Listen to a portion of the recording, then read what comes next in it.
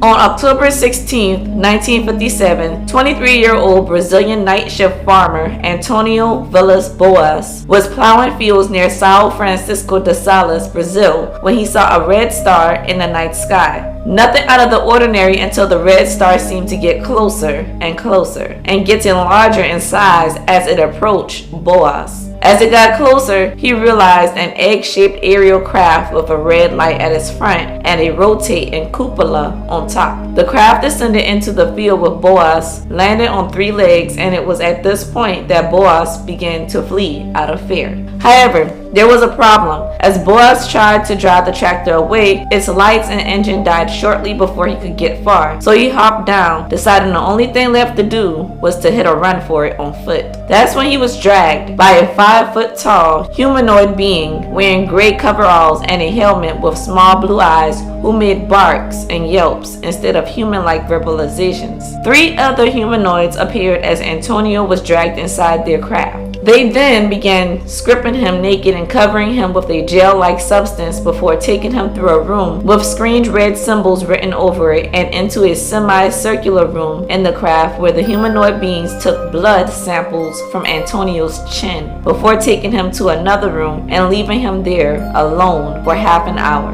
During this time, a gas was released into the room, causing Boas to become extremely ill. And Boas was then joined by another humanoid being, a female humanoid, who he claimed was very attractive and naked, the same height as the other beings, with a small pointed chin and large blue cat-like eyes, except she had long platinum blonde-like hair with bright red underarm and pubic hair. He was strongly attracted to her. The 2 of them engaged in sexual intercourse. Yet he noted that during the process, the female humanoid did not kiss him and instead nipped him on the chin. And when it was all over, she smiled at him, rubbing her belly and gesturing upwards towards the sky, of which he interpreted as her telling him she was going to raise their child they had just conceived in space. He noted that she seemed relieved and as if engaging in intercourse with him was a task and she was glad she was done, and he felt angered by this because he felt he had been a little more than a good stallion. The beings returned his clothes and gave him a tour of the ship, during which he attempted to steal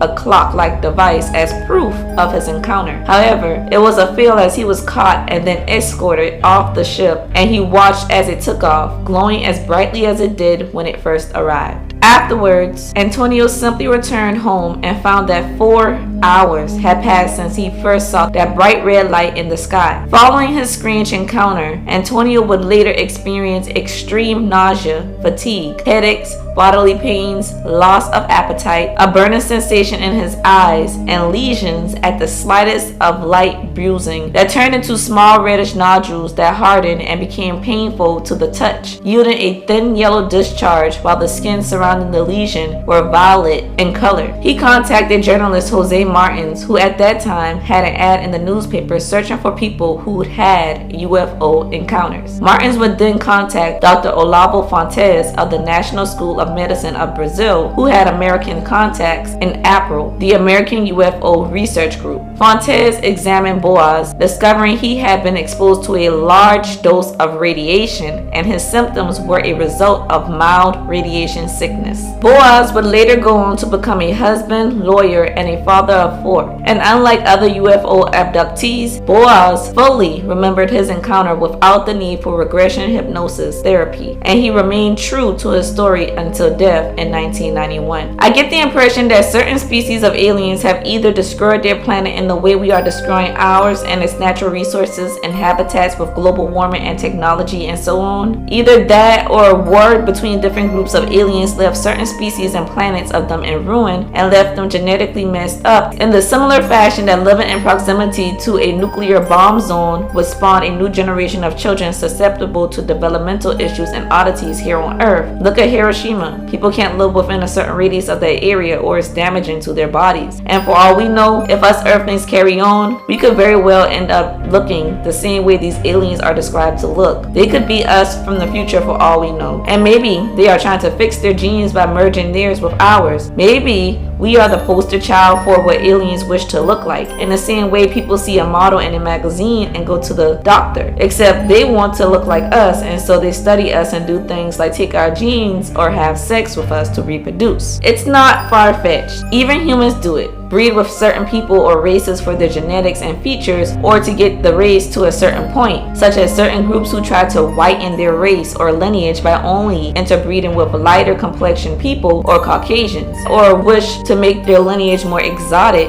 and physically enduring by darkening the race and interbreeding with only those of darker complexions or of African descent. Is that what happened with Boas and this mistress humanoid? Was that why she engaged in sexual intercourse with him? His description of her gave me the impression that she herself was of mixed species, a crossbreed between a human and what the species of the occupants on the craft was. Maybe her mating with Boas was a way to test if there's a way to perfectly combine both species through generations of interbreeding. The humanoids Boas encountered did seem to have a fascination with chins, to the point they took a chin blood sample from him, sent in a female humanoid noted as having a pointed chin who bit his chin during sex. And I do get the impression that a certain elite group of aliens have dominion over Earth, a group that the others are scared of, maybe a group who's maybe oppressed them or is far more powerful than them, so that's why they sneak around and spy on us Earthlings, and we are perhaps, like I said, the perfect creation form wise, but they don't know the secret formula to creating us, so they kidnap us and put us back and wipe our memory and all evidence of an encounter as to not get in trouble with the elite one or ones who are the ones who genetically engineered and created us. This explains all the examinations that seem to take place during these abductions. It's similar to the way that our very own leaders here on Earth spy on each other when it comes to weapons of mass destruction and new technologies, except in this case, mankind is the product. Technologically, we may be primitive to these beings, but genetically and form-wise, we may be superior in their eyes. Most likely, texts from cultures and religions of the old are simply archaic, poetically written accounts of ancient aliens. I feel like they are telling us this because of the way they describe and wrote certain things. We take it as figurative language or simply can't understand what they are describing as a technologically advanced person, place, or thing. It's like when it says God created us in his image of perfection. This could very well mean that the most elite being in the heavens,